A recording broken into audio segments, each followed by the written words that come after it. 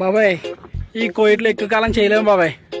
వీళ్ళు ఇచ్చే జీతానికి వీళ్ళు చెప్పే పనికి వాళ్ళ సంబంధమే లేదు.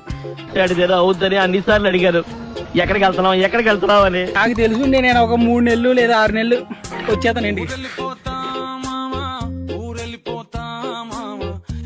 వీళ్ళు ఇచ్చే జీతంతో ఇక్కడ మనం ఎన్ని గంటలు పని చేస్తాం, అన్ని గంటలు ఇంటికాడ కష్టపడితే అన్ని డబ్బులు ఇంటికాడ వస్తాయేమో అనిపిస్తుంది ఒక్కోసారి. ఏమో నెలంతా కష్టపడి జీతం కోసం ఎదురు చూద్దాం, ఏమో మనం వీటి దగ్గరికి వెళ్తే వీటికి ఏమి వేస్తామా అని ఎదురు చూస్తాయి. అయ్యి మనం ఒకటే ఈ కోయిట్లో మాట్లాడితే ఏముండదు. వచ్చేటప్పుడు జీతం చెప్పారు, ఇక్కడ వచ్చిన తర్వాత ఇంకో జీతం ఇస్తున్నారు. ఈ కోయిట వాళ్ళని ఎదిరించి మాట్లాడలేము, మాట్లాడితే శాలరీలు గల్లంతే.